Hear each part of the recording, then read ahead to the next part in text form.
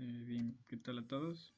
Mi nombre es Oscar Abraham Ibáñez Loreto y voy a hablarles de las generaciones de telefonía desde la 0G hasta la 4G.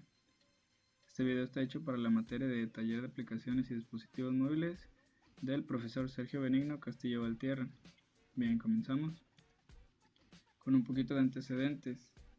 En la Segunda Guerra Mundial, aproximadamente a finales de los años 40 en Estados Unidos, la compañía Motorola estaba trabajando en un dispositivo que permitiera la comunicación a distancia entre tropas. Lanzó al mercado entre comillas porque bueno, era un dispositivo exclusivo para los militares. El primer dispositivo fue llamado Handy Talkie en su modelo H12-16. Es un dispositivo basado en transmisión de ondas de radio. Esto quiere decir que bueno, por ende trabaja de una manera análoga. En bandas de frecuencia de 550 MHz aproximadamente. Primero trabajó en lo que era la frecuencia AM, en la amplitud modulada, y posteriormente se mejoró la calidad de la voz a FM. Bueno, el tipo de comunicación pues es como los walkie-talkie que conocemos, es prácticamente presionar para poder hablar con el receptor de nuestra llamada, por así decirlo. Y su comunicación era half duplex. La información solamente era unidireccional. La primera generación de telefonía, que es la generación cero. Y bueno, los teléfonos móviles de esta generación eran radioteléfonos disponibles para uso comercial y conectados a una telefonía fija ya. Estos teléfonos ya contaban con sus propios números de marcación. Y bueno, también existió un modelo que se llamó pues portafolio. En realidad no es el que aparece en la pantalla, en la imagen derecha, es más que nada un ejemplo, pero bueno, el estilo portafolio es algo similar a eso. El estándar que utilizaban pues era el PTT, el Push to Talk, que era como les comentaba, que es para presionar lo que es el botón y comenzar a hablar para que el receptor reciba la información. Y bueno, estos dispositivos trabajaban en el mismo ancho de banda. Esto quiere decir que pues no podían darse el lujo de estarse cambiando de red, por así decirlo. Y bueno, posteriormente hubo una mejora que fue el Push to Talk over Cellular. Un poquito más adelante voy a explicarles lo que es las células, el hexágono celular, que fue prácticamente por lo que tomó el nombre de celular. Y bueno, algunos teléfonos móviles utilizaban la evolución del PTT, o sea, el POC, o el que les acabo de mencionar. Bien, esto es una célula hexagonal. Es la manera en la que trabajaban y en realidad en la que se basaron para continuar trabajando las compañías. Y bueno, vamos a hacer el ejemplo que vamos a suponer que estoy en una antena y yo voy viajando y resulta que me salgo del área de cobertura de mi primera antena, de mi antena nativa, y llego a lo que es la segunda antena. En esta antena yo ya no tengo señal, yo ya no puedo comunicarme con nadie prácticamente. Y bueno, hubo una solución que fue elaborada por AT&T en sus laboratorios y se llamó el handover o el handoff, que significa traspaso. Esto más que nada ayudó a la comunicación para poder moverse entre células, o sea, entre cada uno de los hexágonos y así pues tener una mayor cobertura. Cabe recalcar que esto no era automático en ese entonces, no existía una conmutación como tal. Y bueno, ya teniendo lo que es el handover en la célula de cobertura, pues ya prácticamente podíamos estar en cualquier parte y pues tendríamos en realidad la comunicación continua. Bien, la generación 1G pues apareció en 1979. Era un canal de control usado en forma simultánea para habilitar el traspaso, que es lo que les comentaba de las células, el traspaso de comunicación entre una célula y otra. Bueno, aquí más que nada pues es la aclaración del traspaso, que es igual al handoff o el handover que yo les mencioné. En esta red ya existían frecuencias de canales distintas. Y bueno, la primera generación pues para mencionar pues solamente admitía voz. En cuanto a la transferencia de celdas, pues les comento que no era automática como es actualmente, por lo tanto era imprecisa ya que pues tenían muy poquita capacidad de ancho de banda. Y en cuanto a seguridad, pues prácticamente era muy pobre, en realidad no existía una seguridad como tal para poder llamar cómodamente. Bueno, el primer ladrillo, pues hay que mencionarlo, fue un dispositivo de Motorola, el famoso Dynatac 8000X, y fue desarrollado en 1983, pesaba 800 gramos, medía 33 por 4.5 por 8.9 centímetros, un dispositivo bastante grande y pues algo pesado en realidad, pero pues más que nada fue el primer ladrillo de la mansión de Martin Cooper, ya que pues este señor prácticamente se le considera pues el padre del teléfono móvil. Y bueno, en la fecha de salida del mercado del producto, el dispositivo costaba $3,995. La batería únicamente era para una hora de conversación, no daba para más, no daba tanta autonomía. Y bueno, pues más tarde se dieron cuenta en 1984 que pues 300,000 usuarios ya habían comprado el teléfono. Entonces prácticamente pues fue una gran, una gran creación para lo que es este personaje. Este personaje.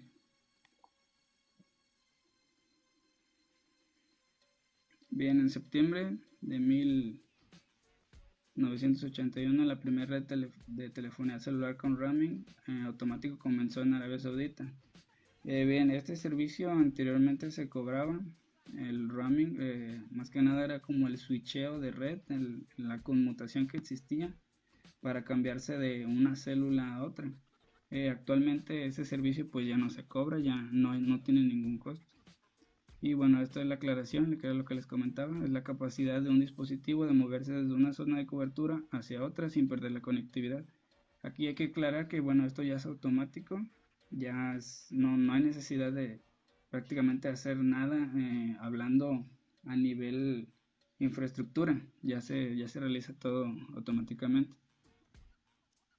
Y bueno, los cambios en esta generación, pues los dispositivos, su tamaño pues fue un poco más pequeños. El alcance en cuanto a precio pues era más fácil de adquirir, entre comillas, porque bueno, un dispositivo de $3,900 pues no, no está al alcance de todos. Estaba. El peso era menor, pues comparado con el teléfono bueno, el dispositivo que se utilizaba para comunicarse en la Segunda Guerra Mundial, pues prácticamente no es nada, 800 gramos comparado con los 50 kilos aproximadamente que pesaba el dispositivo de comunicación de los soldados de aquel entonces. La red 2G, bien, la segunda generación de telefonía móvil apareció en 1990 y bueno, la principal ventaja pues ya era más que nada que ya se podía transmitir voz y otros servicios, los famosísimos MMT, que son los mensajes multimedia, y pues ya existía lo que era un avance en la velocidad de la transmisión de los datos. Y aquí ya se hace el cambio de tipo de señal de análoga a digital, ya era una red completamente digital.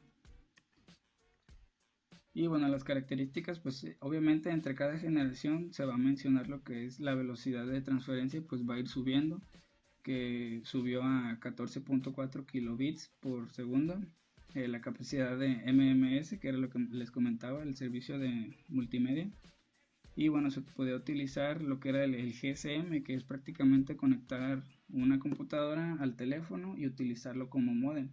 Igualmente se podía utilizar para ver correos o inclusive descargar pequeños contenidos con la poca velocidad que ofrecía en aquel entonces. Y bueno, voy a explicar un poquito de la arquitectura de GSM porque bueno, existen unos estándares que trabajan con esta misma arquitectura.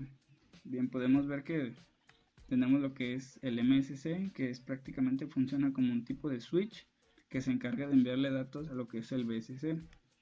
El BSC se considera como un árbitro, ya que es quien decide qué hexágono, por así decirlo, qué antena se va a encargar de atender esa petición, que en este caso pues sería la llamada, el mensaje multimedia o cualquier otro tipo de petición.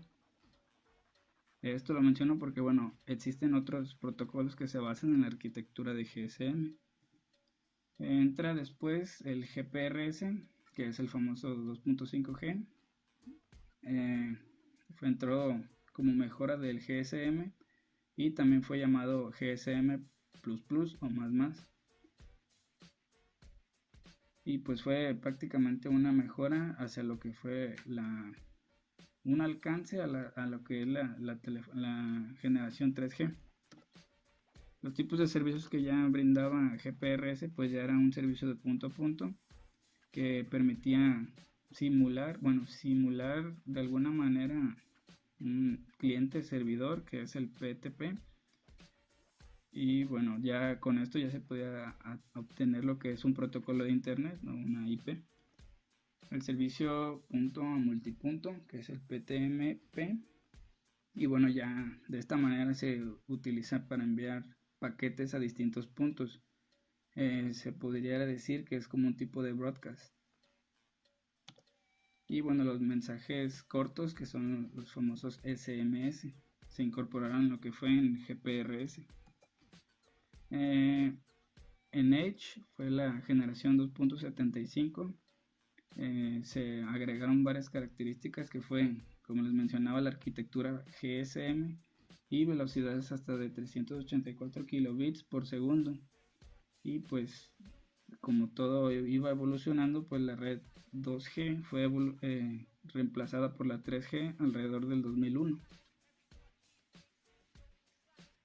La red 3G o tercera generación es una tecnología móvil que permite la transmisión de datos y de voz y video a una alta velocidad y sin cables. Pues bueno, ya prácticamente no tenía que mencionar lo de los cables porque pues son tecnologías que han funcionado de manera inalámbrica.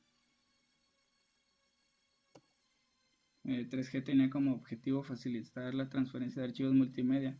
Aquí cabe recalcar que bueno, fue la evolución lo que cambió en realidad el principio de lo que eran los dispositivos de comunicación. Ahorita ya podemos ver que es prácticamente por entretenimiento. Ya con enviar un archivo multimedia pues prácticamente ya es una actividad de ocio.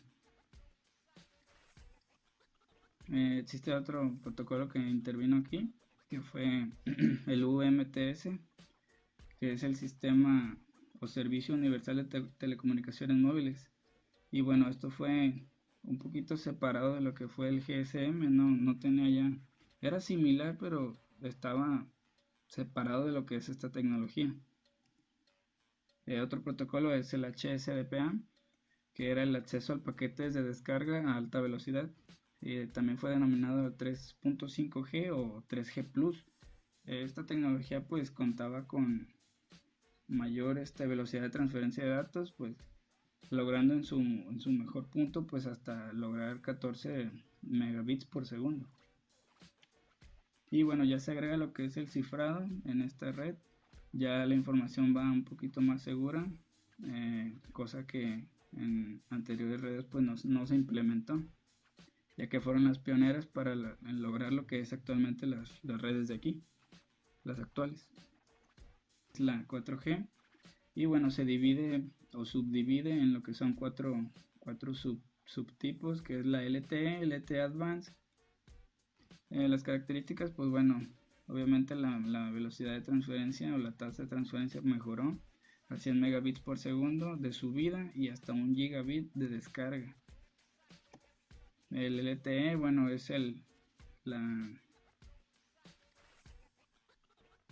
evolución a largo término y generalmente se populariza como 4G LTE. Bueno, encontré esta información que dice que el LTE no es 4G, aunque generalmente se relaciona lo que es el LTE al 4G. El término 4G obedece a un conjunto de tecnologías, entonces con esto estamos dando a entender que para que una tecnología se considere 4G debe de cumplir ciertos requerimientos, y al agregar lo que es el LTE es un pre-4G, o sea, es como la red 2.5, que era el GSM, el Edge, que era el 2.75, era un una red. Aquí abajito podemos ver que se le conocía como red 3.9G, ya que en realidad no es ni 3G ni 4G. Y bueno, pues aquí están un poquito de mis referencias y de mi parte sería todo.